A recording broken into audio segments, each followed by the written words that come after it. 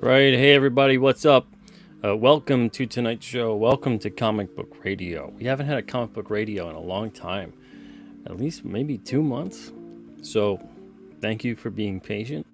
If you were a fan of the show, now because we haven't had it for so long, I'm just going to explain what comic book radio is. So, essentially, it's a call-in show. I have a couple topics I want to talk about, but it's a call-in show, so you guys can actually get access to what is pinned at the top of the chat. That's the invite link. If you don't see it there, for whatever reason though, if you don't see it there, here it is again.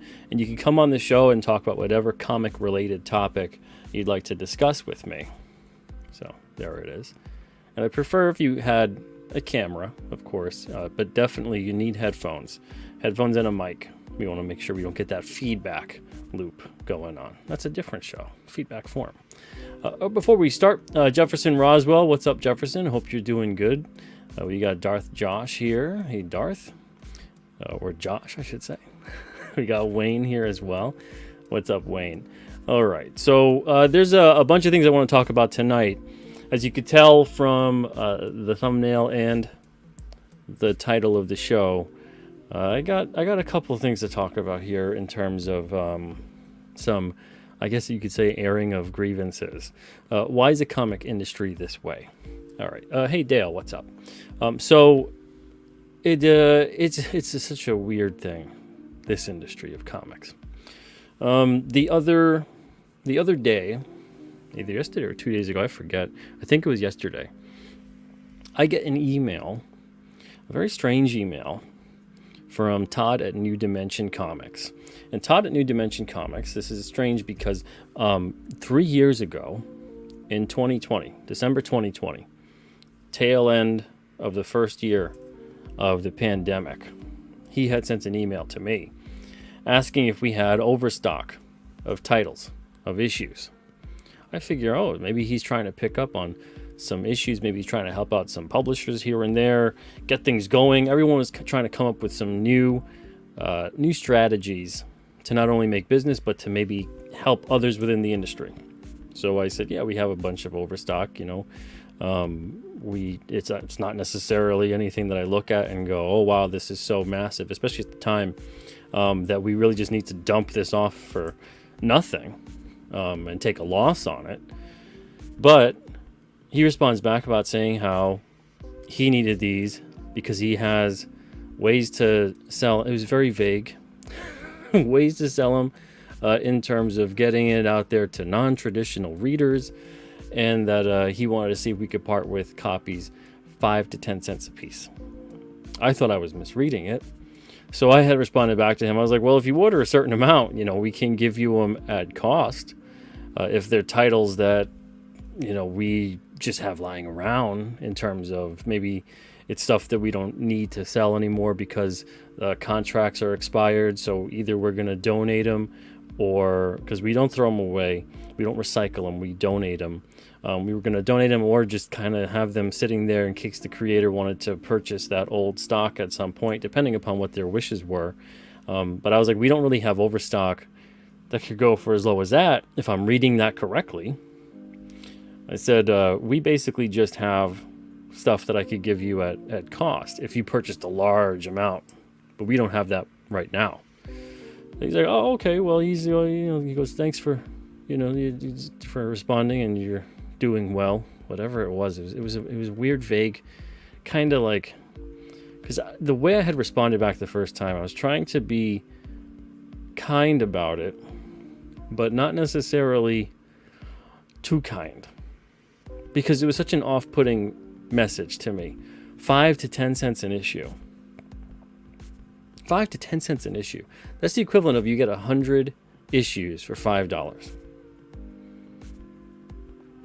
That's, you know how many you have to print to even get them to 5 to 10 cents an issue? Now, Free Comic Book Day, which is taken on a whole weird life of its own, in terms of the quality and consistency from publishers and in terms of the effectiveness of the thing.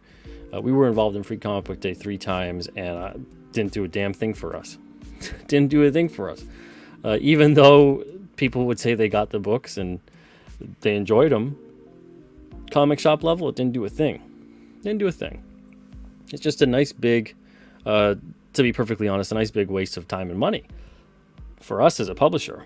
So Free Comic Book Day books at a publisher like Marvel or DC, I mean, maybe they could go to 5 to 10 cents a book if they think they're going to sell in the, million plus range. And even then, that's cutting it pretty close. But an indie publisher, we're talking about on average, 20 cents, 25 cents an issue. And that's, you're not making profit, of course. You're just kind of breaking even on production cost. Everyone's kind of making the book for free, essentially, and then you're making nothing. Sometimes you're losing. There's a lot of publishers every year that, especially if they're new, they'll lose a lot of money in Free Comic Book Day because they shouldn't really be partaking in the event. And Diamond doesn't care. Diamond doesn't say, we need you to have at least 2 or 3 years under your belt, and then we'll give you consideration. Once you actually have a stable, a catalog, that you've been around, you get it, and you're in a situation to benefit potentially from being involved in Free Comic Book Day. They don't care. They don't even look at the submission for Free Comic Book Day because there is no submission. All it is essentially a form. You write the title, you say who's writing it, you say how much you want to sell it for in terms of, because the retailers buy it, so you say how much you're willing to sell it to the retailer. And then you sit there with your fingers crossed and hope that maybe it gets picked. Now, they don't even take a cover submission. There's no cover, there's no art, there's no nothing. It's literally just the title, maybe what the issue's about, which is very generic usually. And I think that's honestly why we see a lot of reprints going to Free Comic Book Day. But I digress. So 5 to 10 cents an issue is not even a Free Comic Book Day price. Flash forward to 3 years, yesterday.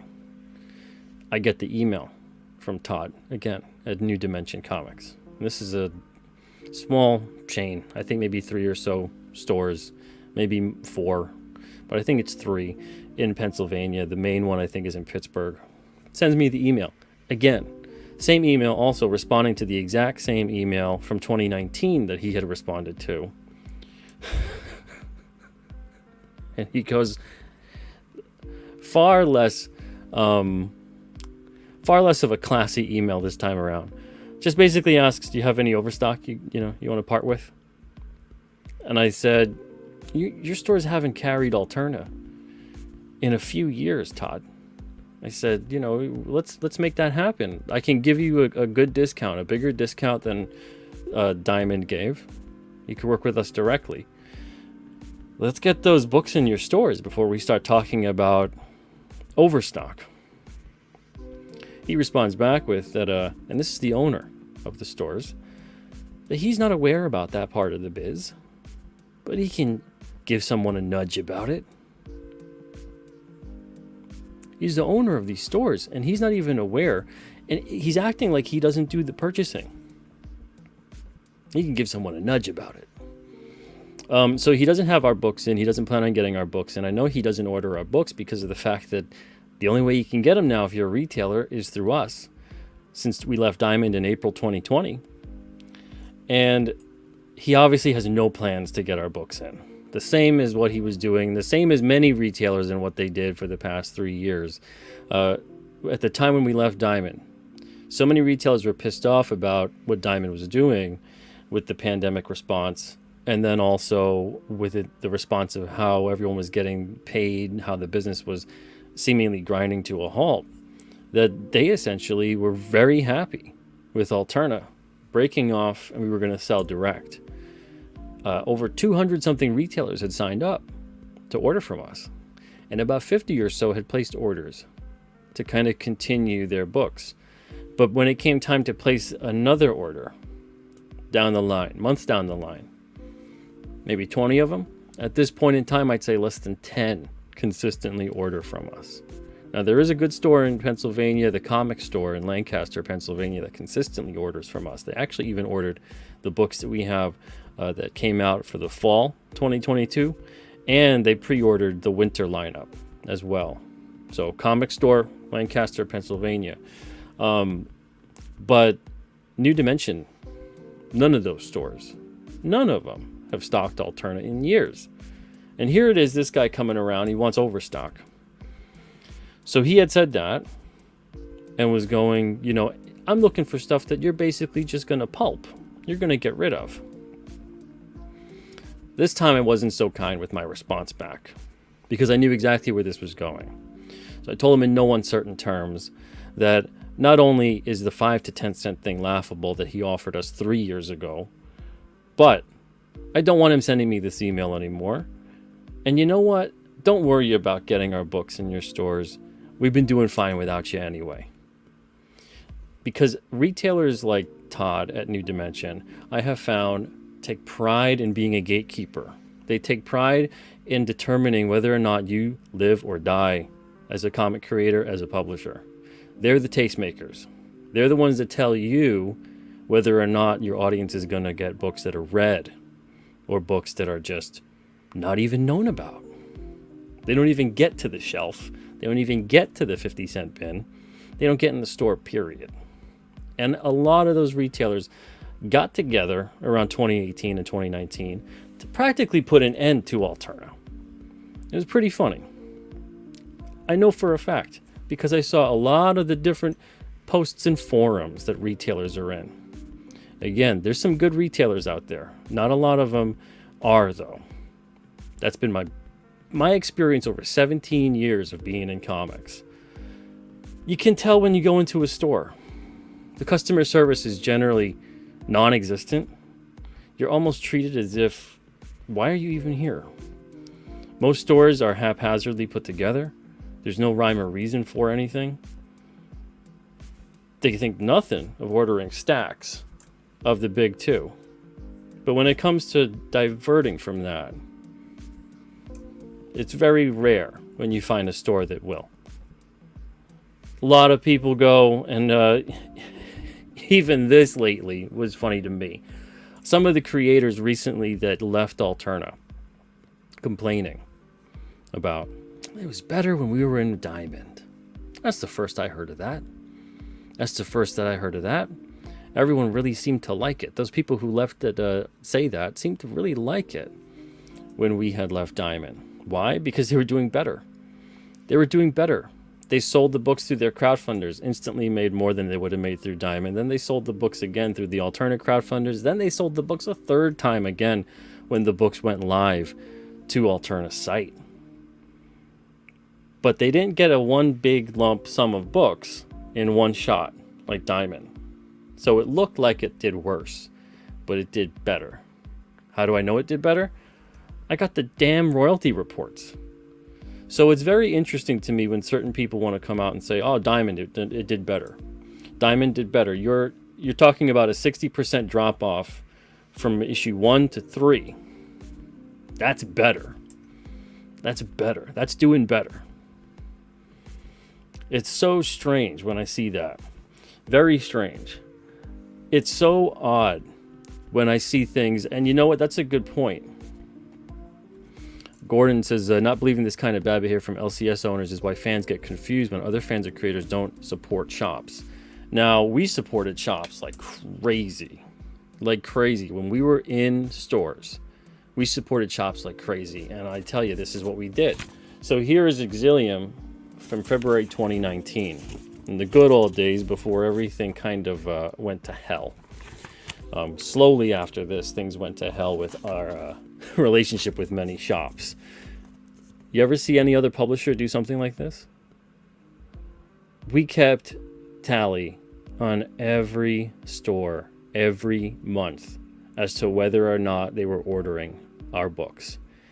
This was compiled based on pictures that were sent in from comic shop owners and customers, and they would let us know where they got their books. These were the states, these were countries. We even have like Israel, Japan, France on here. We have all the states on here. No other publisher, pretty much in the history of comics, has ever done this. To say, look, here's a directory of shops that support not just us, but you have to think we're a very small indie publisher. They support indie. That's a huge, huge piece of promotional advice for other creators out there. It said this list is full of indie-friendly stores. It didn't matter a lick of shit to the comic shops. And I'm pissed tonight. I really have to say I'm pissed tonight because yesterday with that whole thing of that guy coming back with 5 to 10 cents, that's so insulting. So insulting. The fact that they would even, he'd go in there and send an email like that. And 3 years later, he's counting on me not to even remember him either.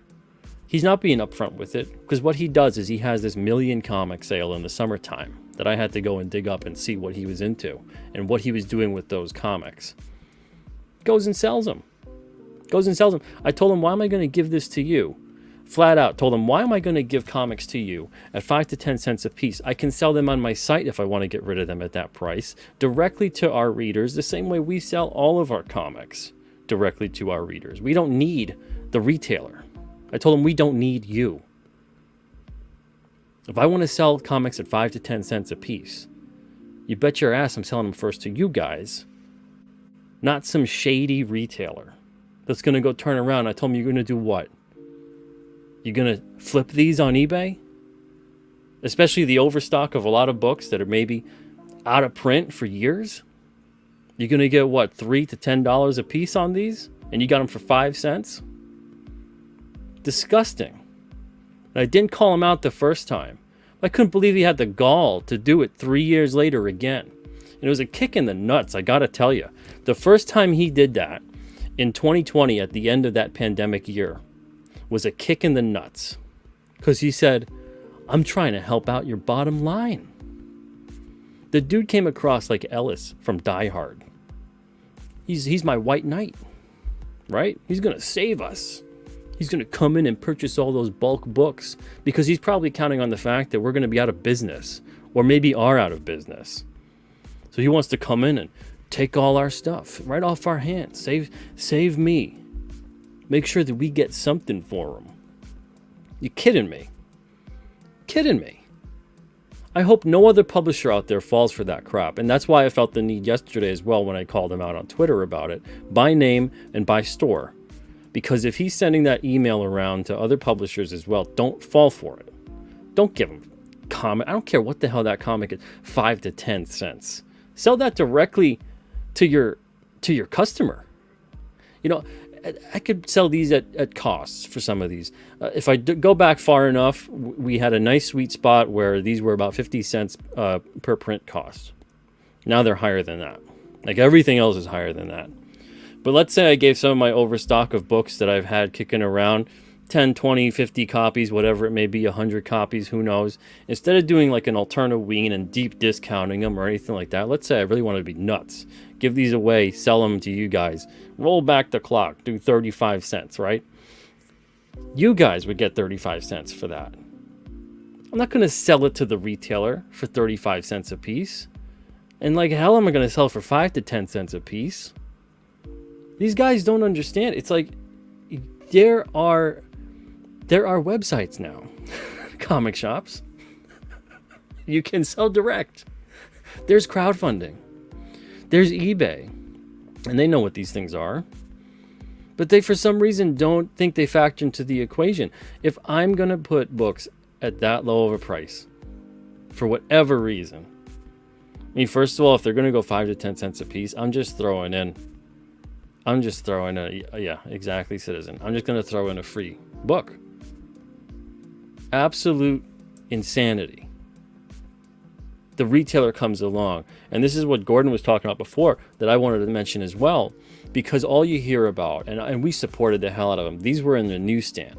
The back cover. You know how much we used to get for the back cover on a newsstand ad? $200. And we sacrificed this to help comic shops out. This went to the newsstand. This was an ICYMI issue. So first it was released to the comic shop, and then we did a reprint, 99 cents, to get it out there to the newsstand. These were in gas stations. These were in, if you have a Sheetz, you know what Sheetz are? Kind of like a Wawa sort of thing. Circle K. They were in Books A Million. They were in Barnes & Noble. We had our newsstand comics that were essentially a massive loss leader because newsstand is completely screwed up as well. Full returnability, no accountability. I would never do newsstand again because of it unless we had a lot of money to burn. But we put our whole ad for this. Stop. Don't put down this comic until you find a comic shop near you. Again, let me know what other publisher put the damn back cover as an advertisement for going to your local comic shop. And the comic shop locator and everything. So when people want to say, like, support your local comic shop, I want to say, well, when will they start supporting us? When will they start supporting us? It's a symbiotic thing. And if anything, I would actually wager to say that the comic shops would need the publishers more than the publishers would need the comic shop. It doesn't matter. I've seen this conversation happen so many times where people say, well, you know what? And if anyone, again, wants to jump in, the link should be pinned to the top of the chat. But if not, here's the link again. You can join the show and talk about this or anything else with me. We'll be doing this for about an hour or so about 40 more minutes. It's so strange to me when we see this industry that has so many different problems and almost none of them are getting addressed. That's not helping anybody. When there's red flag problems, because of course you can't take care of every single problem, but when there's problems that are just glaringly obvious and huge, you got to do something about them. And the first step is acknowledging them. This is just good advice, even just for life. But for the industry of comics, it's constantly putting its head in the sand and self-congratulatory on the, like, smallest of victories every time. Yay, Scholastic is carrying our whole industry. Manga is comics too. Yay, manga sells a lot. So now manga is comics. They keep the whole industry afloat. Manga sales don't do a lick of anything for Alterna or Marvel or DC or whoever. They don't do anything. It's such a different everything, especially if you really want to talk about true manga. Even the whole way you read it is completely different. The format's different. The consistency and quality and output of production is different. The way you read it is different. A lot of the stories are completely and absolutely different. But yet, meanwhile, you see all these cheerleaders within the comic industry that have nothing to do with manga, would never get hired to work making a manga, jumping up and down about, oh, well, manga's doing great.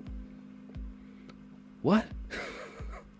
That's like the motorcycle industry being really happy with the car industry is absolutely destroying them. Both are forms of transportation, but one isn't going to lift the tide of the other. And Scholastic is a whole other beast. I see people out there going, Scholastic, it's incredible what Scholastic has managed to accomplish. The biggest takeaway from Scholastic is go earn your success in another industry that's close to it, and then come in with all of your connections and distribution ties and dominate. Funko Pop right now, if they decide to be a publisher, they would dominate the entire comic industry. If Funko decided to use their licensing and buy up the licensing of every single thing that they make toys out of, and instead turn it into a comic book, it would dominate and crush the entire comic industry. Do you then turn around and go, look at this upstart publisher, Funko Pop? What? No, it's because they already got in the space, being successful in one arena that was close to it, and now they're dominating. Why? Because they have the distribution footprint. That's why. It's the same thing with Scholastic. And yet everyone in the comic industry, oh, this is great, this is great. Why don't we actually focus on the things that we need to work on within the industry? Alterna is outside of the industry at this point, and believe me, I went kicking and screaming about it. I did not actually want to have it go down the way that it did, but there was no alternative. It's absolutely crazy. Absolutely crazy. And I appreciate that, GJ. 100%. And thank you, Seer. I appreciate that as well. I'm going to touch base on that a little bit too. To me, it is so strange, this entire industry that is practicing not only top to bottom in terms of publisher, down to retailer, down to customer, predatory practices, price gouging, abuse across the board. Like, they beat, that's the problem. They beat it to the punch in terms of Comics Gate, right? So Comics Gate, anything Gate you hear, and it's like scandal, short for scandal because of Watergate. Ironically enough, Watergate had nothing to do with a scandal about water. But Comics Gate, they beat you to the punch, right? And I think that was by design. I think that was on purpose. Because there's a massive scandal within the comic industry in terms of all of what I just talked about, top to bottom. You get the publishers that screw the retailers, you get the retailers that screw the publishers, the retailers then screw also the customer, and then the publishers don't care about the customer, and when everything trickles back down, all of a sudden, what happens? The publishers and the creators are pissed off at who? Not the sacred cow of the retailer. They're pissed off at the customer.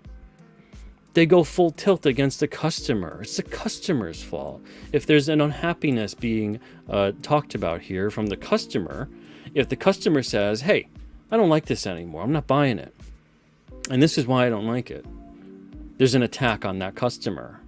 There isn't like a reassessment here of the business of what's happening and why that customer is not happy. You know, why are all these customers pissed off? Why are things getting worse and worse? They should be better than ever.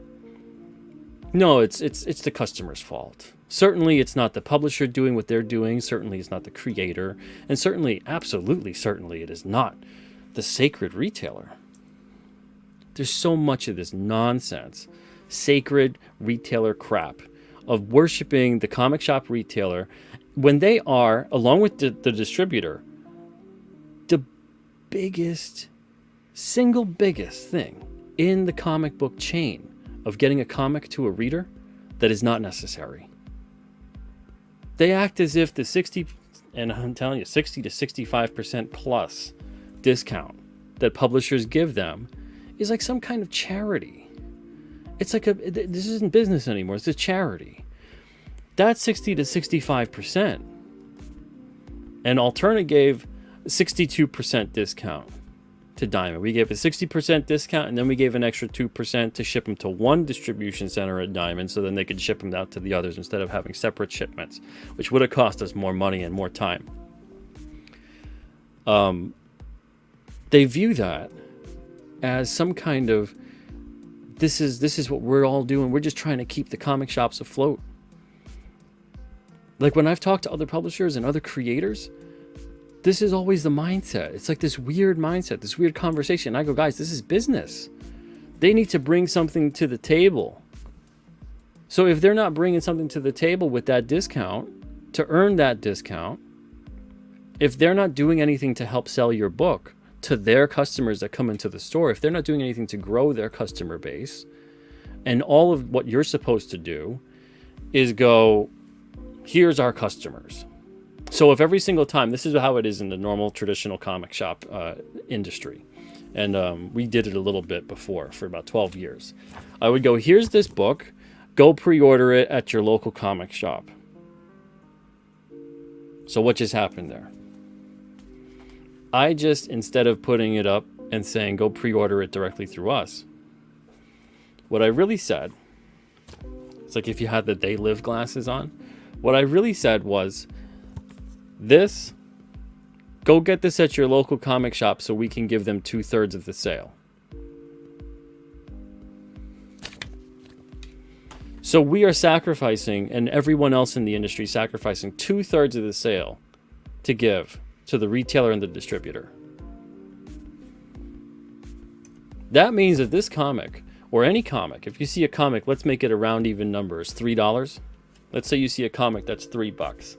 Now all of a sudden, what you're actually seeing is the dollar that goes to the publisher and then gets split among the creator, because 2/3 of that is lost to distribution.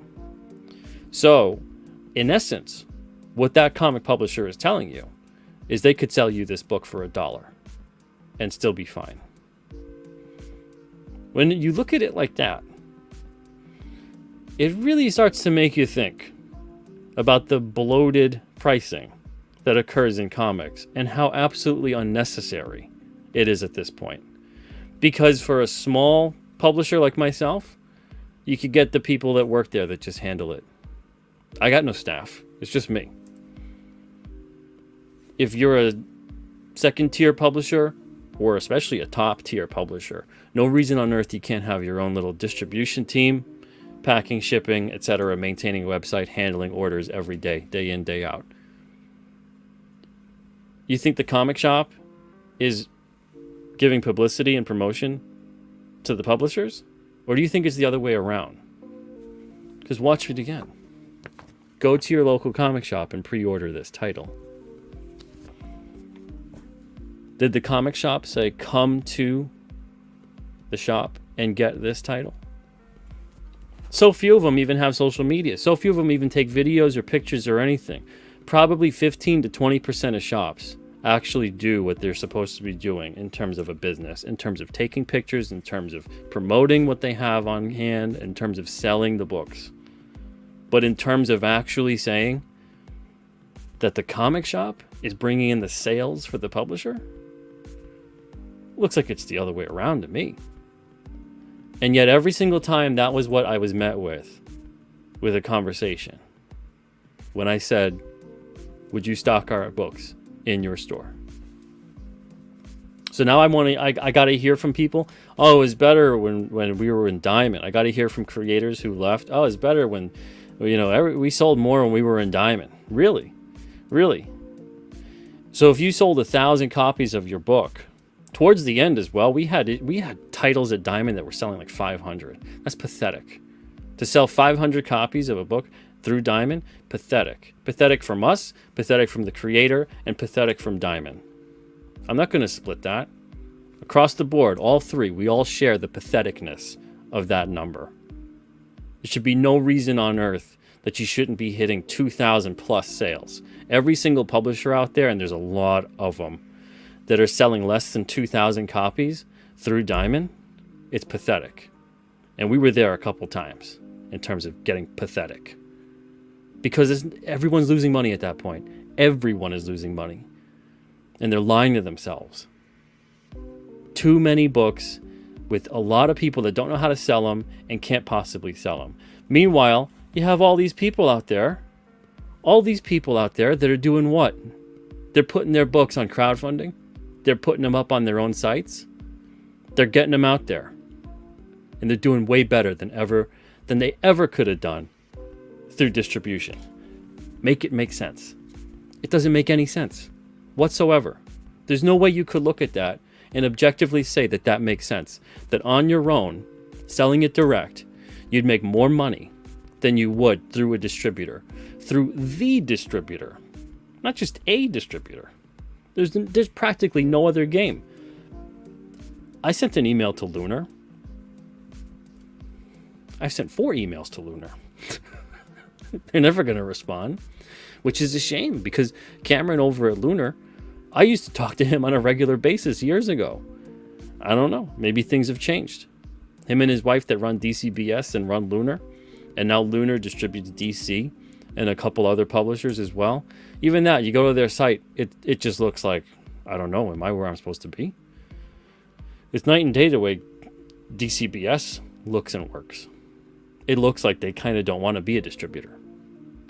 It's sort of confusing. It's kind of bare bones. You barely know who you're really supposed to talk to.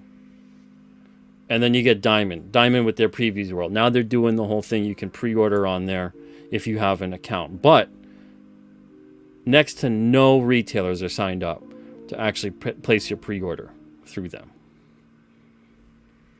So it just turns into a big, oh, okay, that's great. The pre-order pull box on Previews World. It's crazy. And Skits, let's see. Skits says Skits is kicked off Indiegogo, so we got nowhere right now to sell our books. That's not true. I mean, I'm not saying it's not true about you getting kicked off Indiegogo, but you can absolutely have, and you should, and you guys are smart, put up your own site and market that, sell that. And I'm sorry to hear about it getting kicked off Indiegogo. I don't know what happened, but goodness gracious, that's strange. You know, but as all of these things occur, I've said this before, you can't count on just one thing. So I see people go, crowdfunding. I'm just doing crowdfunding. Crowdfunding is one weapon in your arsenal. It's one tool in the shed. Don't make it the whole thing. Have your own site. Start looking into ways to sell in other places. When you do a crowdfunder, sell overstock. Put that wherever you want to sell it and see what works best, especially when you're starting off. If that's eBay, you know, list some on eBay. If you want to list some on Etsy, if you want to list, there's so many places to sell. Sell it on your own site as well. I mean, heck, at this point in time, you know, if you want to try other crowdfunding sites, go for it. Unless you're crowdfunder, of course. That's crowdfunder without the E. They don't like anybody anymore. Which is, oh Lord, the whole industry. Again, seriously, the title of this episode, why is the comic industry this way? And all these little facets that are outside of it are getting just as weird. They're getting morphed by the weirdness within the comic industry. And it's a top to bottom thing. You know, it doesn't go, you know, from the smaller level. And they want to convince you it does. They want to convince you that the weirdness is there because it starts from the customer, the reader level, and then works its way to the top. That's not true. That's not true at all. I hear that whole toxic fandom thing. It'll change the company, or it'll ruin characters, or it'll do whatever. You got to gatekeep and keep certain people out of whatever. The fans they're responsible for that. And the gatekeeping has to be done by the company. The gatekeeping has to be done by the hiring. That when things are going astray, and you recognize a pattern forming, you don't, as a business owner, as a manager, as an editor, whatever it may be, you don't surrender yourself to it. But if you're fine with it, if that's the road you want to go down, fans can gatekeep all they want. It's not going to matter. And the instinct obviously is to try to gatekeep and say, hey, I don't want my book, my hobby, my this and that turning that way.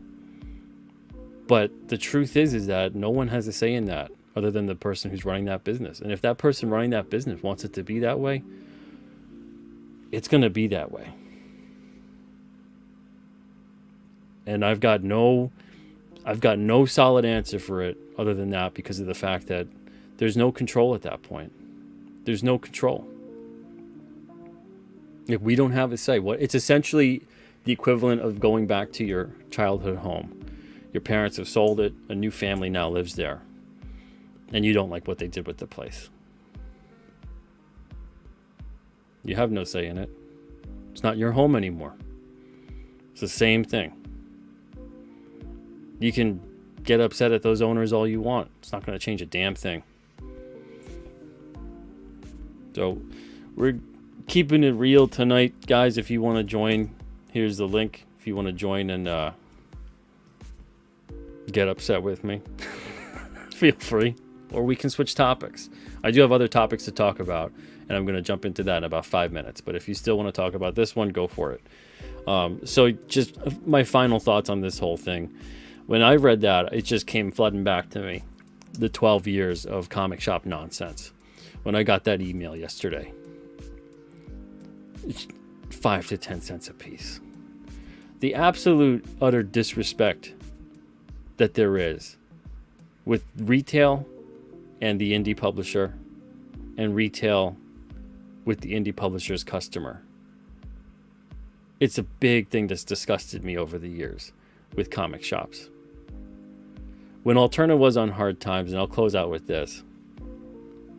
When Alterna was on hard times and the retailers were kind of doing their thing, and many retailers even still to this day, I'll still get emails and messages from customers that are trying to get our books at their local comic shop and go, I'm going to try to get your books into my shop.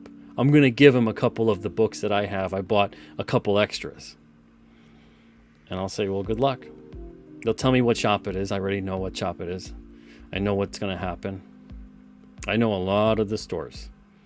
And then they'll come back to me with another message that says, Pete, you wouldn't believe it.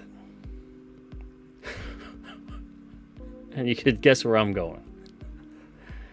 Long story short, they don't want to stock the books. They don't even want them for free. When Alterna was on hard times, a couple of years back especially, it wasn't the shops that came in together and said, we got to save this publisher. They got good books, good creators, making good stories. It was the readers. The shops didn't give a shit. The shops didn't give a shit. You think they care when any of these publishers go under? Even when DC was trying to kind of save themselves in a way because of the stuff going on with Diamond, they weren't pissed at Diamond. They were pissed at DC. It's like even that. And DC's had a lot of problems over the past couple of years. I'm by no means a fan of a lot of the different strategies they've tried implementing. I'm sure some of them that have worked there could probably say the same thing about me. But what a weird industry that your distributor, you take more sides with a distributor who doesn't produce any product whatsoever than you would with your customer base and with your publisher. Makes you think, what's going on? What's going on with the distribution retailer relationship in comics? And just because of that, I was like, you know what? When we left, I said, I'm never going back. It's not going to change. It's not going to change. If anything, that email I got yesterday, it just proves it. It proves it. You go into shops, like I said before, how many of them have a local creator area? There's so many conventions nowadays. They could easily go to Artist Alley, pick up a bunch of local books, put them in their local creator area. They don't do that. There's very, very few shops that have a local creator area. As far as crowdfunding goes, yeah, I get it. If they don't want to back a crowdfunder because, you know, it's kind of a risk. But you could get the books afterwards when they're made. What, does that require some kind of follow-up? And you got to see what's what and what's done and keep tabs on things? That's called business. That's all part of it. The insanity of the one distribution system that most of them will complain about and blame every single failure upon them. We don't have it alternative. There's nothing we can blame anymore on anything. It's everything we're doing. So if there's a screw up, we screwed up. I can't say Diamond made them late. Diamond destroyed the books. Diamond is treating us unfairly.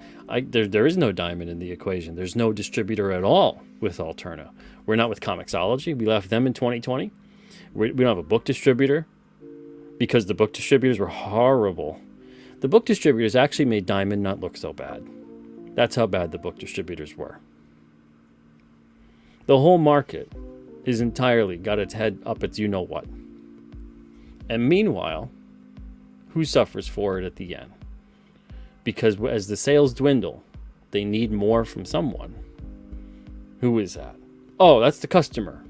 That's right. It all falls on the customer. Even the collector collapse, right? The bubble burst in the 90s. It's the collectors, the customer, essentially. It's the customer's fault. They didn't show up anymore to buy those cases of worthless crap. And that's why we're having a tough time.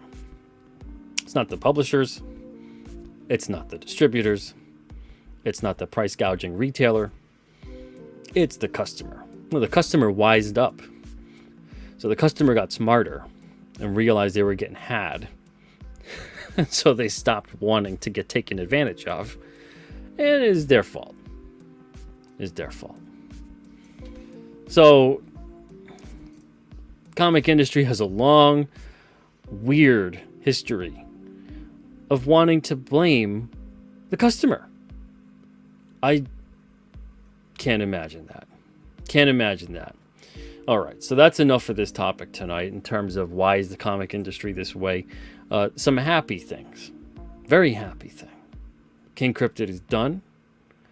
Everyone that ordered digital bundles should have their digital bundles. If you don't, let me know. I'll get it to you ASAP, those first 4 issues. And the printer has the files. So the printer should get the books to me in a few weeks or so, and we could begin fulfilling.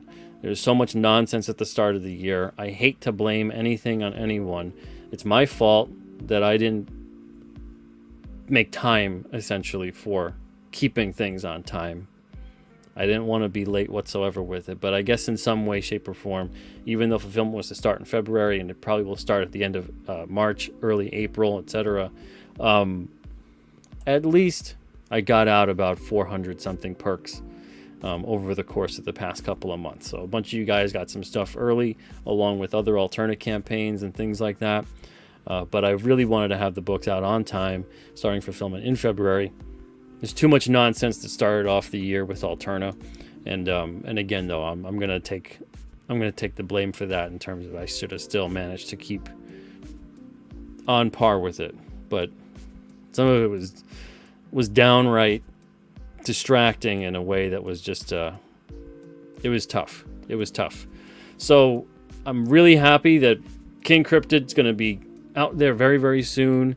I can't wait to get this book to you guys. It was absolute blast making it.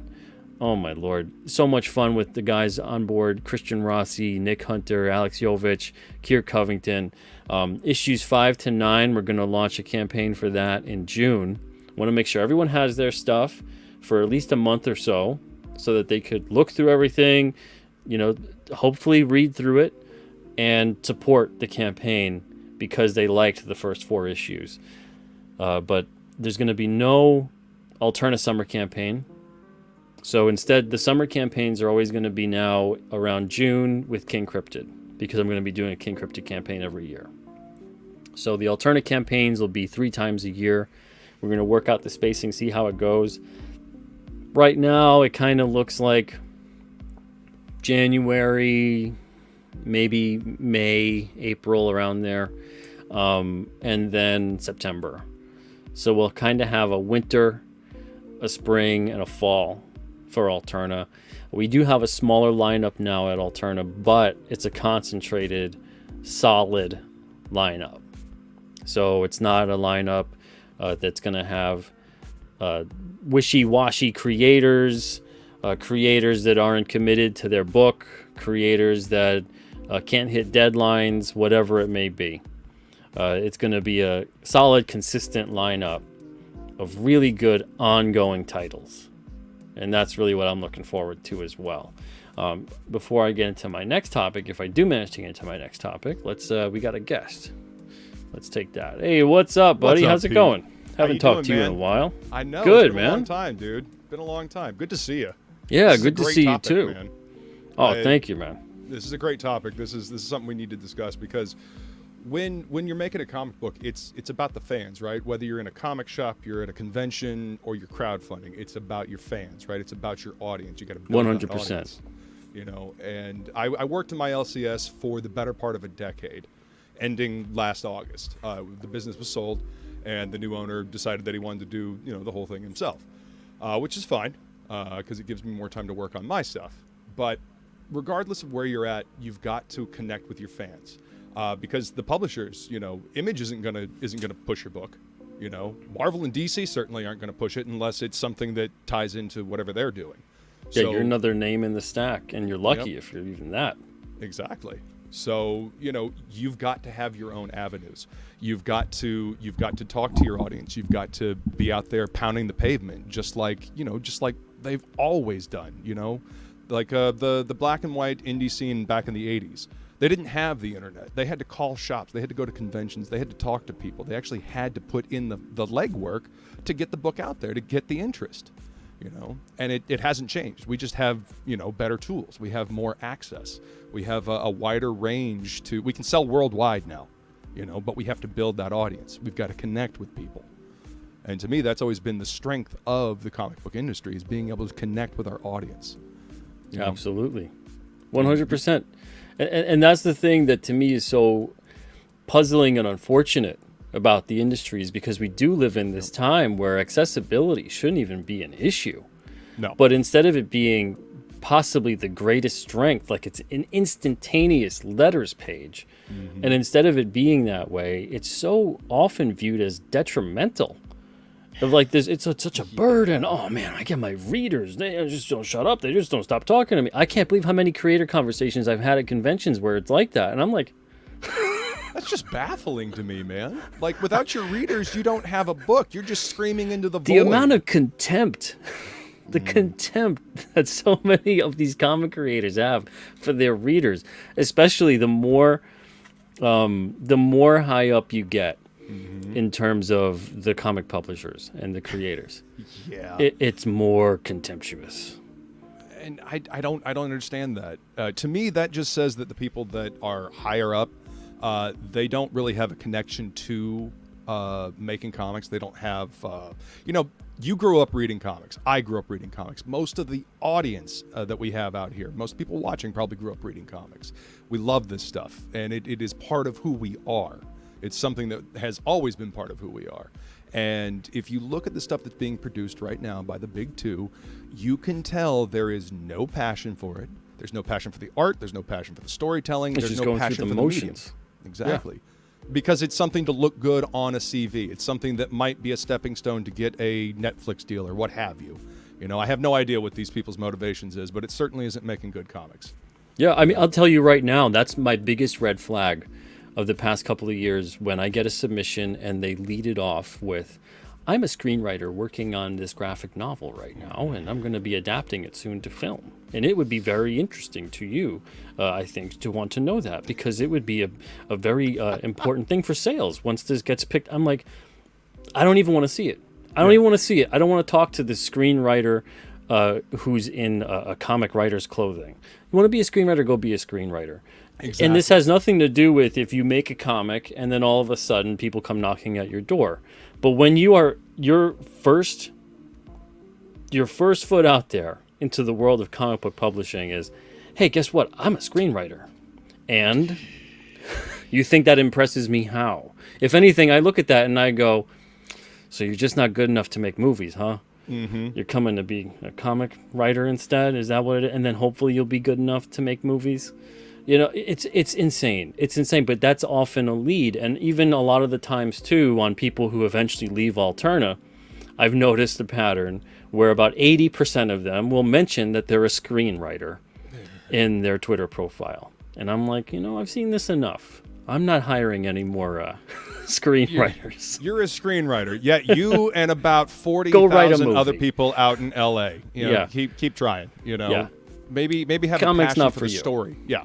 Maybe have a passion for the story that you're telling first and want to tell it as a comic book, because comics are a unique medium. Comics can do things that movies cannot. We can tell stories in unique ways that movies cannot touch. That's why it took them forever to make a Watchmen movie. Alan Moore, love him or hate him, he made that comic as an unfilmable story. He didn't want it to be turned into a movie. And, Hollywood managed to do it anyway. But, we can do things with comics that cannot be done in film. I mean, the biggest drawback I feel to comics is, we can't play music along with them.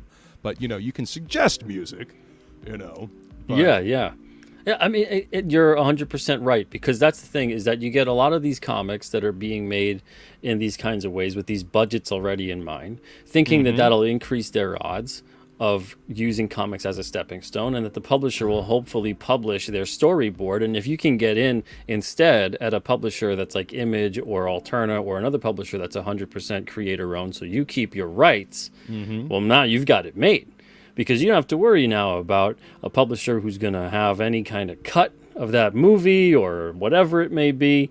You can just get them like an idiot to publish your storyboard, and then you can go knocking on the Hollywood door, wherever, and then you get it picked up, and then that's it. Who cares? And meanwhile, do they market it to your readers? No, they market it to the producers. I've dealt with a couple of those people. Yeah, I've dealt with a couple of those people over my 17 years. I'm sick to death of it. I want people who are as passionate about their book as I am about mine. With King Cryptid right now, I want to do this. I had the first time in my 17 years to actually do an ongoing series and have a commitment to it.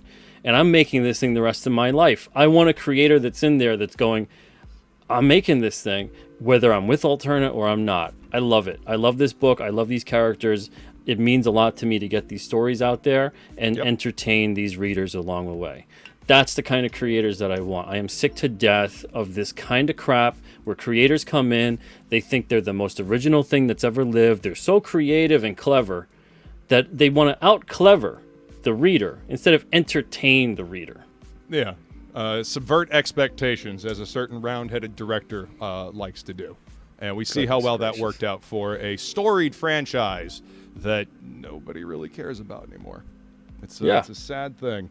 It's a sad thing. Absolutely. You know, and it's finding that passion among comic creators nowadays, I find, is more and more difficult, especially as a publisher. And some people have said, well, you know, Pete, if you want people to promote their thing, to be their voice of their brand essentially as well, then what are you doing? What are you doing for them? And they're losing sight of the fact. I can always tell when it's someone who's never either worked with a publisher or worked with a good publisher. Right. And they don't understand the value of someone who's actually going to help them and guide them and mentor them and bring something to the table, who's been there and has knowledge and experience. It's viewed as, well, you know, if I'm going to do all this for myself, why do I need you?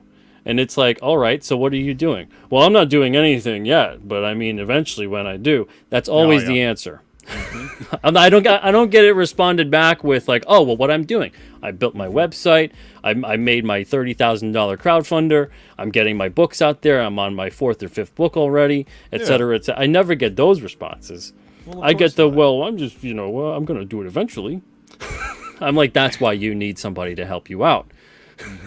Well, I mean, when a creator is passionate about what they're doing, they have skin in the game. You know, all of these crowdfunding campaigns, these creators got skin in the game. You know, either they've paid for artwork already out of their own pocket and they're trying to recoup expenses, or, this is a passion project that they've been working on for, years, sometimes over a decade. But the point is they have skin in the game, so they're willing to put in the effort. They're willing to go the extra mile. That's the difference between indie comics and mainstream comics, because indie, you have to push forward. You have to, you've got to do it on your own, even if you have a publisher, because you can't expect them to do all the legwork for you. You've got to build the excitement for it. You got to build the audience, Yeah. And the it's also, it's honestly, I hate to cut you off, but no, go for it, man. It's at a detriment to the creator to sit back and say, no matter what level it's at, too, indie or corporate, to say that I'm just going to count on the publisher to do the promoting. It's lazy. I don't really need to build my audience. I don't need to engage with them. I don't need to get out there and talk to people. But meanwhile, right, what did we get when Stan Lee died? Who's going to be Stan Lee now? All of you idiots should have been Stan Lee the whole damn time. The reason Stan Lee became Stan Lee is because no one else wanted to be Stan Lee. And he had a passion for what he was doing. Yeah, if every other creator was out there and was like, oh no, I'll go do some interviews, or I'll do this, or I'll do that, or I'll be this this approachable, affable type of person who's always engaging with people. And there's been a handful or so in comics over the years, but goodness gracious, if you look at the whole industry for as long as it's been around, it should be hundreds of creators that were on a Stan Lee promotion emotional level, not just one or two maybe. The closest equivalent I think we have now in terms of the industry, in terms of notoriety and getting out there, would probably be like a Todd McFarlane or something. Oh, yeah. But even then, most people probably just know him from the toys over the comics at this point in time. Right. So or the Spawn movie or something Yeah. like that. Yeah. you know, so when you get that kind of thing, everyone's like, well, who's going to be? Why don't you go be the next Stan Lee? Why don't you be your own Stan Lee? Promote your book, get out there. Don't be shy about talking to the readers. And when the readers come along and they really love it or they really hate it, either way, thank them for reading and pick their brain about why they love it or hate it. Don't sit there and go, oh man, they love it. That's because I'm a genius. Or they hate it and you go, oh, you know what the hell do they know? I'm the creator. They're just the reader. I'm bloody Shakespeare, Yeah, and I see so much of that attitude across the board. And it's insane that even when comics hits constant new levels of low, it's insane that it never has a sobering rock bottom where people then just look in the mirror and go, you know what? Maybe today's the day I stop being a jackass. No, there's literally too much cognitive dissonance out in the world. Way too much. I must deflect. I can't take any responsibility for it. Like you were saying, it's Diamond's fault. It's this's fault. It's that's fault. And again, going back to indie creators, they got skin in the game, so they got to take responsibility. If they're going to be any kind of success anyway, they got to take responsibility for their successes and failures. And taking constructive criticism. It seems like constructive criticism has just disappeared from the landscape of these books anymore. The thing, even as a publisher, I've been met with the craziest conversations, and this is as a publisher with a creator. The creator will literally go, "Hey Pete, what did you think of this?" And I go, "Well, I just want to let you know it's creator owned, so it's your creative vision. But if you really want to know what I thought of this, and then I'll let them know." And sometimes it's, criticism that they don't want to hear. Right, because these are our babies, conversation, right? And the conversation never ends well. And I've not only had that with creators that I've published, but I've had that with creators who are kind of up and coming, and they'll come to me with something.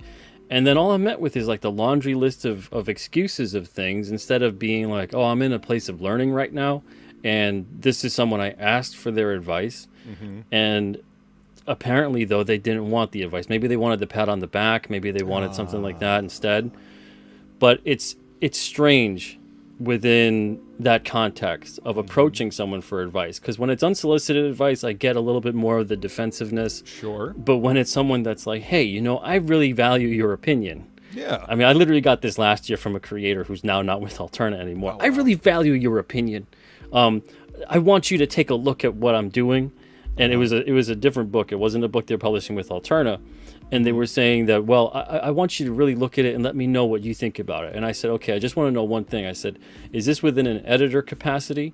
Like if I say certain things and whatever, will you consider them as maybe making a change or something like that? Or is this in like I'm just going to pat you on the back and say it's a good job?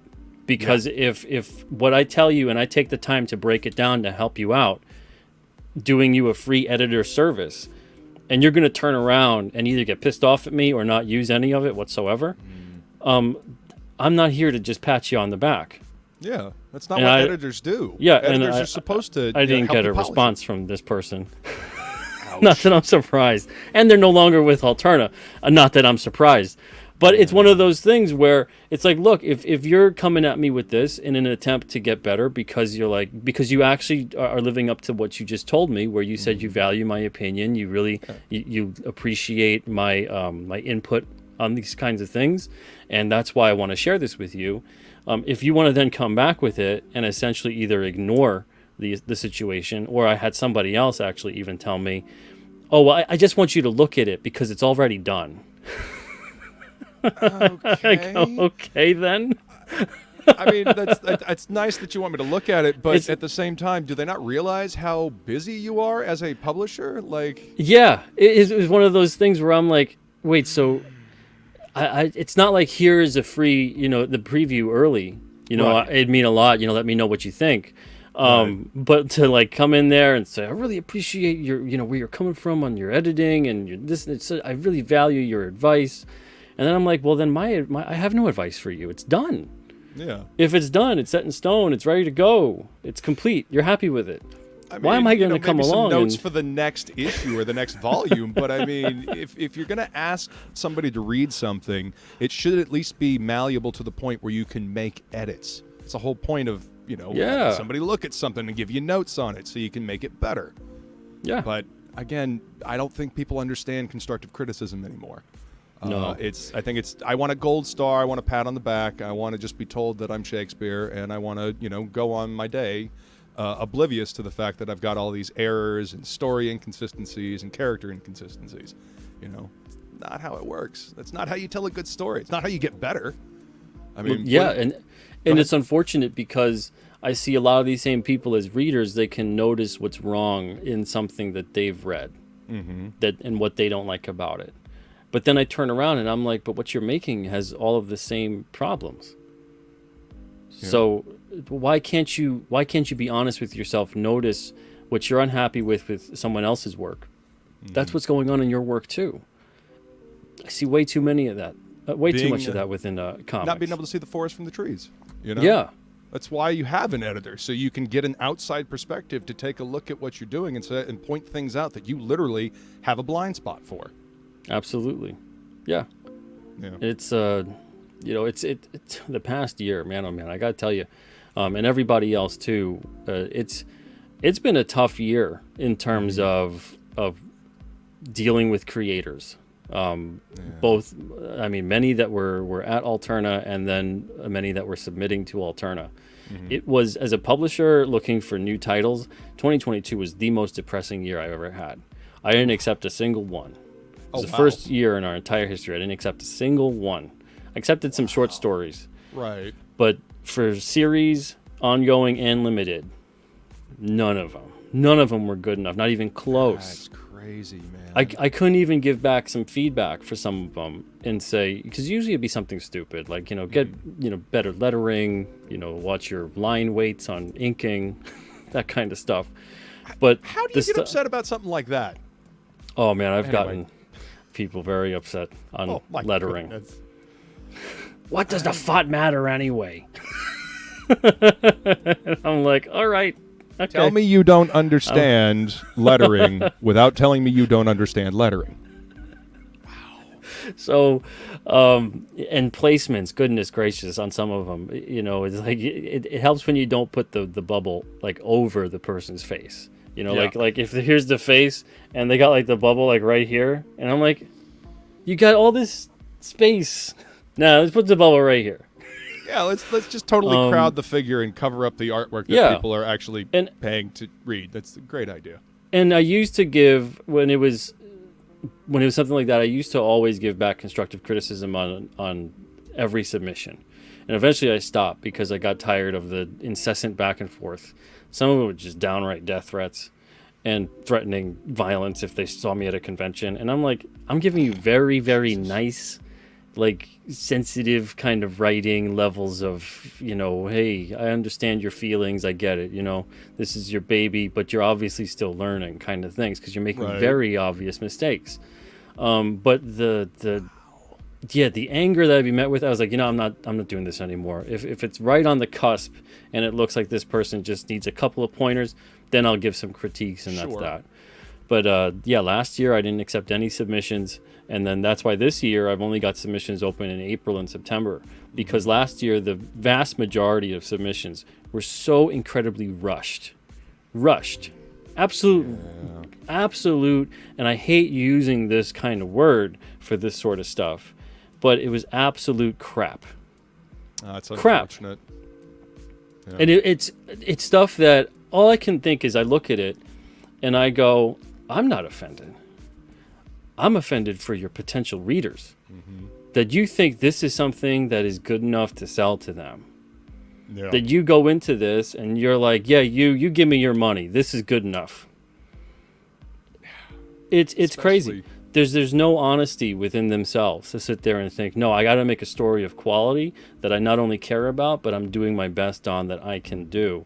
And if you're not ready yet to be at a publisher of any kind, then don't. That's perfectly fine. Yeah. Self-publish, put some stuff out there, test the waters, whatever it may be. But you're not ready yet. And if you can't be honest with yourself on that level, and you want to actually say a publisher should not only put this out and put this on their banner in their catalog, but that they should also then sell it to their readers, putting their reputation on the line with their audience. Yeah. I mean, Insane. The amount of people last year, easily about 50 to 60 submissions that were like that I just looked at and I said, what is this pure crap? Pure crap. Where I'm just like, why would you bother? It's obvious that whoever's drawing it can't draw whatsoever. I mean, there's a difference between like you still have to work on your art and you're going to get there to, I don't know if you can competently make stick figures level of art. Yeah, the what is happening here on this page, because the figures are kind of wonky and the storytelling doesn't line up, you know. Yeah, and I can't critique it on like that level of the panel composition or the whatever because that's not there. Yeah. None of that is there. It's something that I think if I handed it to a middle schooler, they'd do a better job. Ouch. You know, and it's really this top to bottom level of stuff within the comic industry of, I mean, you know, Neil Adams, for better or worse, again, love him or hate him, that kind of a thing. If you got a critique from Neil Adams, he made you kind of reconsider your life. Yeah, and for good reason. And you could have even had work that was better than his, and I'd seen it. And he'd still rip it to shreds. Anything he could find, he'd rip it to shreds. You know, my buddy Fraga, he's known Neil for years, decades, and he would still bring up. He'd been working in the comics industry for 30 some odd years. He'd still bring up stuff to Neil and be like, I see you still haven't learned how to draw yet, boy. You know, I mean, it's just Neil. But if you can't take constructive criticism and actually take it to heart and not get personally hurt by it, then maybe you're in the wrong field. That exactly. Maybe you're in the wrong field. Because if someone is telling you that you're not good enough, you'll never be good enough, and you go, yeah, you know what, they're right, then they just did you a massive favor in a way, because that really truly wasn't meant for you. Yeah. Because if you really want to do that, if someone comes along and goes, King Cryptid is the stupidest thing I ever heard of, it looks like garbage. Okay, thanks for your opinion. You know what I mean? It's just like your opinion, man. I'm not gonna sit there and go, oh man, I got to reconsider my whole life. But there's people out there. If that's where you're at, it's not for you. Again, and that that's person, where that passion comes in. Exactly, that's that passion. And whether or not they understand it, this individual kind of by busting your balls a bit actually just did you a tremendous favor, because they just made you go face to face with your inner self and go, oh shit, maybe I just don't have what it takes mentally. It doesn't even matter about your skill set, because if you don't have what it takes mentally, you're never going to build your skills physically. It matters way more. Like today I tweeted out something about when you're promoting and DMing and tweeting and tagging people or whatever it may be. I'm tired of getting the whole, hey, you retweet this. That's essentially what it is. I'm like, thanks. Not only will I not retweet it, but I also will never buy anything from you. It's that level of, that's immediately my response. And I know that's the response of a lot of people too, when someone just goes, hey, retweet this for me. Like, what am I, your personal publicist here? Well, yeah, I mean, clearly you're Publishing Pete, the retweet bot, right? Yeah, and it's never, it's not one of these things of like, oh, hey, Pete, you like cryptids. I'm doing this book that has monsters and stuff in it. Hey, check it out. If you like it, let me know. And then, obviously, if I like it, what am I going to do? I probably will back it, and I'll spread the word about it in an organic, sincere way. Instead of this weird kind of like, hey, you over there, you've got a bunch of followers, and they're more than the ones I have. Yeah. And you retweet this for me? I mean, that's just like... Wow! Not even gonna have a conversation with me after first. I take a shower first. Yeah. Goodness. Right? Just gonna walk up and demand stuff from me? No, I don't think so. I don't think so. Yeah. And I see way too much of like, that's the promotion. That's the promotion they do. If you want to promote effectively, think of it as sharing. Yep. Get into that zone again when you were a kid and you made a drawing and you just wanted to run around the whole room and show people. Yeah. That kind of thing is going to get you way more people interested in what you're working on.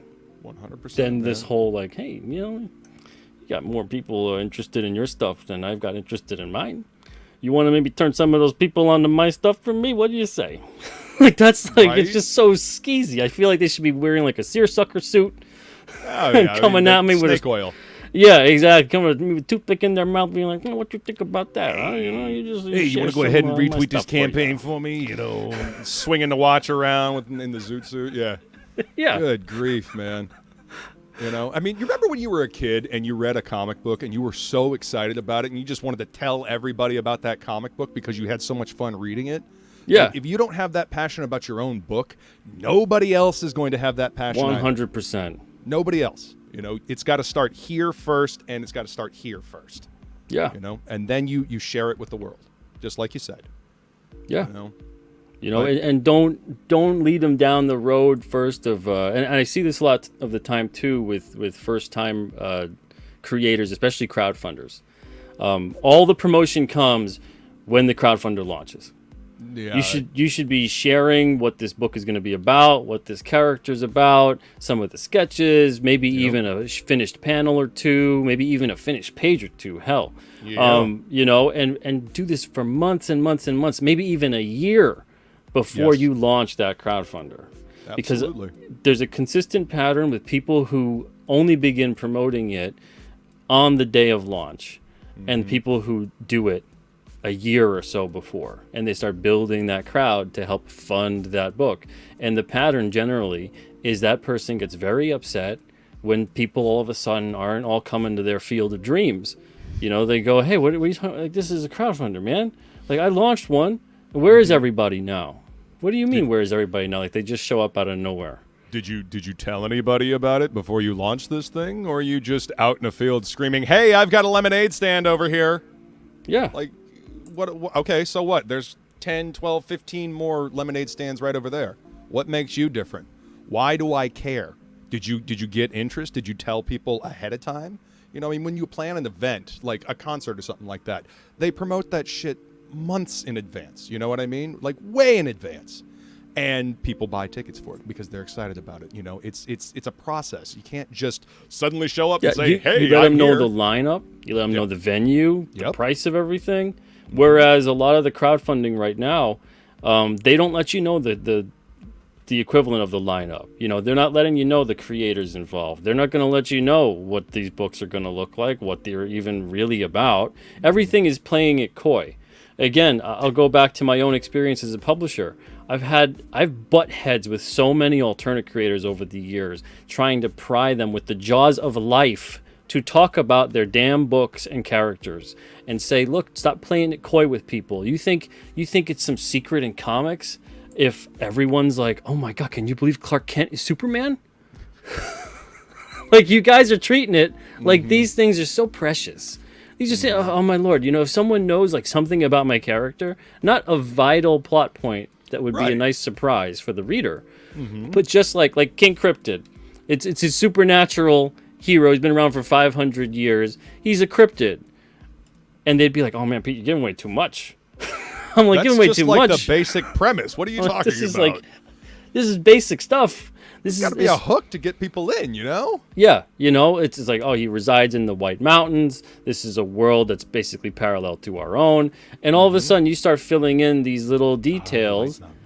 And people, right? And people start going like, oh, okay, I can now make an informed decision whether or not I would like to be interested and hear more, or I'm all set, I'm good. I don't really like this kind of a thing. Right. And it's that kind of thing where, and it's the same thing too when I've told people this a lot of times, and I still see this now, where people go, my book is just like this other book with this other book and combined together, and it's kind of a little bit like this other thing. It doesn't do yourself any favors. Because then you're setting up people's expectations ahead of time. You need to have an elevator pitch that is specifically for your story. Like nothing else exists. Yep. It is not reliant upon previously existing material. Absolutely. And it's one thing if you say your description and then you go, if you're a fan of XYZ, you might like this. Yes. But when I see people that go in there and their whole pitch, and I even get them as submissions, they'll even give me this nonsense. Wow. That That it's seems like a surefire way to get rejected. You know? Yeah, one of them was, it's like if Darkwing Duck was in the X-Men but had the powers of Superman. I'm like, I don't give a shit to see that. That's all I can think after I read that that's a terrible submission. elevator pitch. Yeah. And that's it. That's the description. That's the whole thing. No. No. We're on the same page, Pete. Yes, 100%, exactly. man. Yep. I'm like, I have a Just good don't work. feeling most of the readers would get that too. And they might think that that might sound interesting, Yeah. but I guarantee you it's not. It's not. And what it is that, like you said, it not only sets up expectations in a weird way, but it also pushes people away. So let's say that your thing that you've compared it to is something that they don't really like. Right. But you think like, well, everyone's got to like that, you know? So you're going with this surefire thing. But your thing really kind of isn't like that at all. It's barely like that. You know, like the way that it's like an X-Men book is because it's a team. There's a team of characters. It's like, okay, there's a lot more to X-Men than a team of characters. Right. You know, but maybe people are like, I don't really like X-Men, especially depending what X-Men you're talking about. If you're talking about like classic X-Men or you're talking about modern X-Men, maybe you're going to turn some people off. So you're doing yourself a disservice, a massive disservice, when you think, oh, if I do like this Hollywood style pitch, and it all goes back to Hollywood, man. Everything goes back to modern Hollywood. Whatever. Yeah. Like, leave Hollyweird alone. Make yeah. something without them. Right? It's like that. You don't want to start emulating Hollywood. No, It's not at all. Especially right now. That's the problem. Is Hollywood it keeps emulating Hollywood. So we're gonna get remakes of the remakes of the remakes. And people are like, this is a good pattern to go down. I think this is creative. I want to do this too. No, it's completely wrong. Don't do that. It's like taking a copy of a copy. You remember when you used to have like either a cassette tape or a VHS, and you make a copy of a copy, and the quality just keeps downgrading. Yeah, you get the multiplicity version of Michael Keaton who stuffs pizza in the wallet, and that's what your pitch looks like. Yep. Not your specifically. Right. I'm just no, I know what you mean. But yeah, that's why you got to go to the source. This is why being well read, like reading lots of things, not just comics, not just novels that you like, but being well read, widely read. It will inform you. It will show you what's out there. You know, I get kind of a little leery about creators like, well, I don't read a whole lot. You know, I just whatever. And it's like, how do you know what's out there so you're not copying something that somebody's already done? How do you not do research? I mean, also, that's a big thing. Looking for entertainment? Like, don't you want to read cool stories? Like, I mean, growing up reading stories like, novels and comics and whatnot, it inspired me, and it informs the way that I create, not just art-wise, but like storytelling, construction, You've got to be widely read so you can absorb all of it and then create something. It's called stealing like an artist. You pick up little bits and pieces here, there, and everywhere, and it informs your view of the world. It informs your storytelling ability. That's what we used to call a well-rounded individual. Yes. Yeah, a rare thing these days, right? Yeah.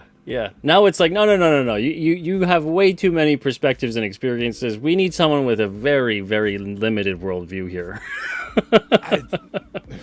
That sure as hell ain't me, and it never is. It's never going to be. Isn't it funny, Luke? The way to ensure diversity is to make sure that everyone fits in a little tiny narrow box. Seems rather antithetical to diversity. I mean, everyone that's over here, we don't want those people. Mm-hmm. Everyone that's right here, we want those people. Yeah, that's how we'll make sure it's all diverse. If everyone kind of thinks, looks, and acts the same, it'll be very diverse. Well, I mean, they're all superficially diverse, but underneath it all, they are the same automaton. Even now, it's starting to turn into the superficially diverse thing. Is starting to turn into, is it really superficially diverse anymore? Not really, no. Yeah, because superficial diversity, I think, was pushed kind of a lot in like the mid 90s. So you did start getting more of that superficial diversity, but it wasn't as jarring. That PC part of the 90s, it wasn't as jarring because number one, it was still okay to make fun of all of it for what it was, and then number humor two was still allowed. Yeah, and then number two, there was still complexity right below the superficiality. But now it's turned into like complexity. That's a bad word. That's a 4-letter word now. And then it's turned into the superficial. Well, the superficial is what's really, really important. So, and only one kind of superficial for the most part. So if you kind of start falling outside of that, you get a little bit into the grayer areas, it starts getting really dicey. How dare you step outside of the cookie cutter?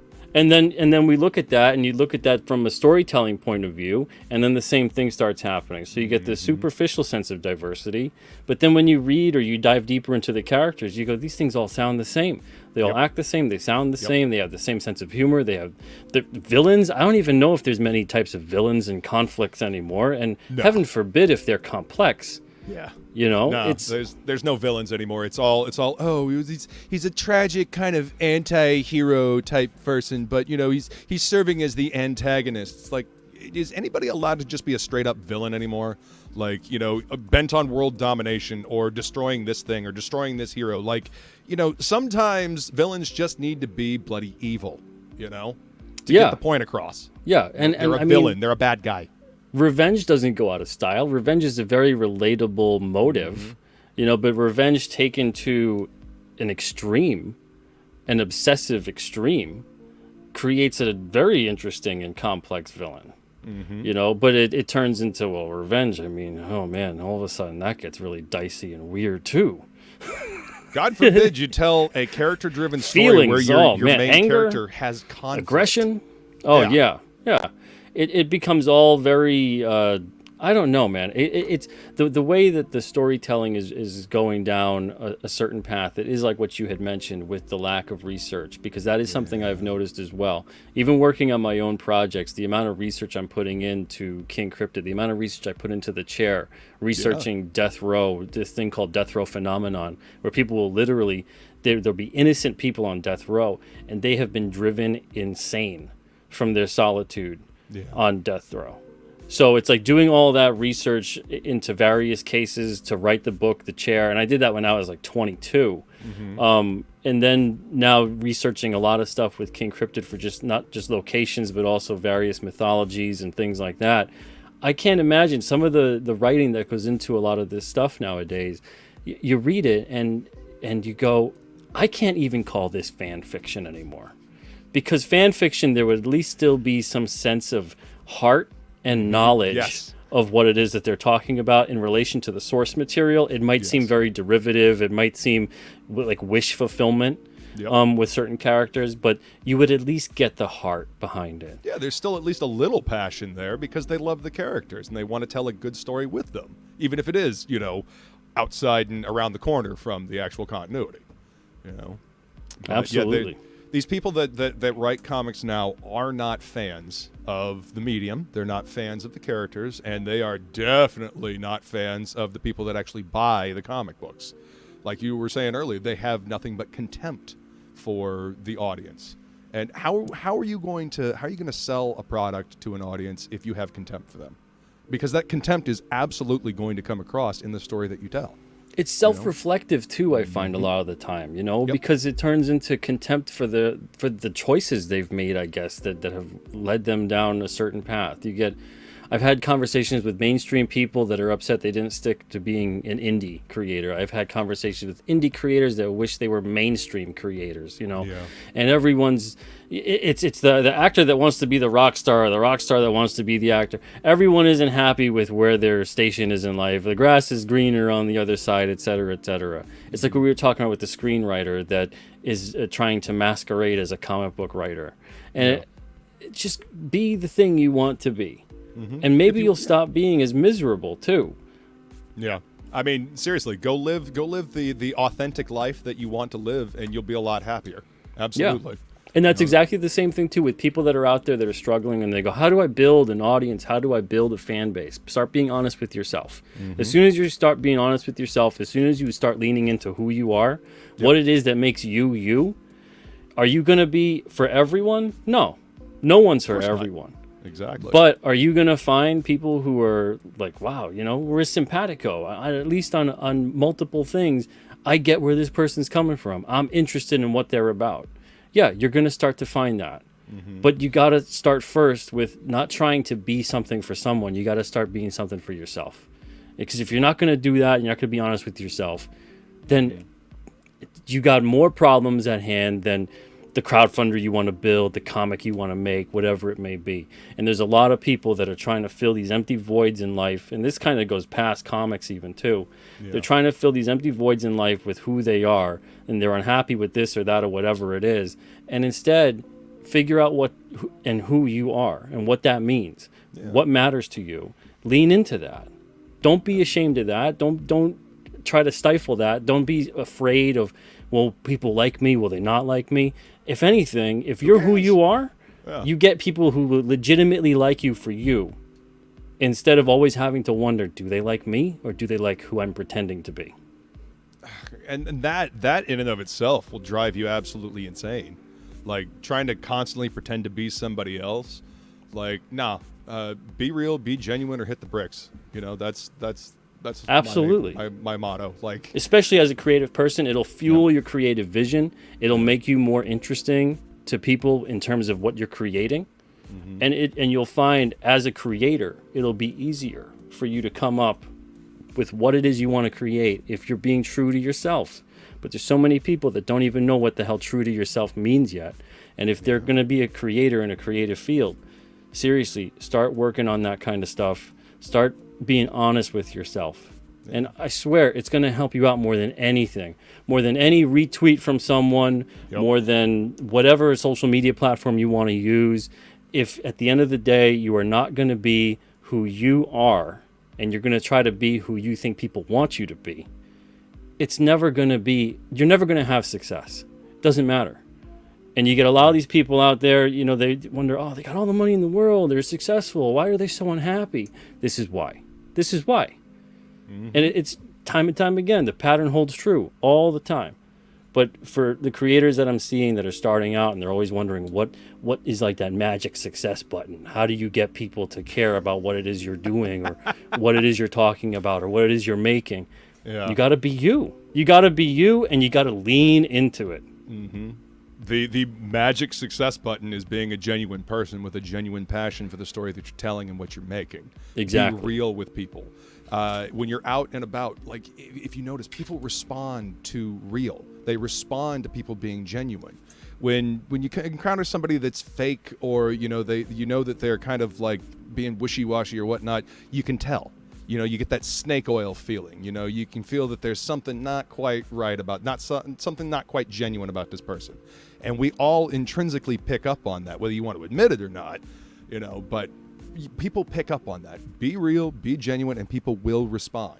You know, that's how you build your audience. That's how you connect with people in real life. I mean, how do you make friends? How do you make friends? You be yourself. You be a fake phony the whole time that you think that you're supposed to be someone they want you to be, right? That's how you make deep, meaningful relationships. Oh yeah, totally. Yeah, that's, you know, I think that's why a lot of marriages end in divorce sometimes, is because you know they weren't the real person when they started, and they were trying to pretend to be somebody that they're not just to impress this person. That never works out in the long run. You know, it never works out. Absolutely. You know? Yeah. Yep.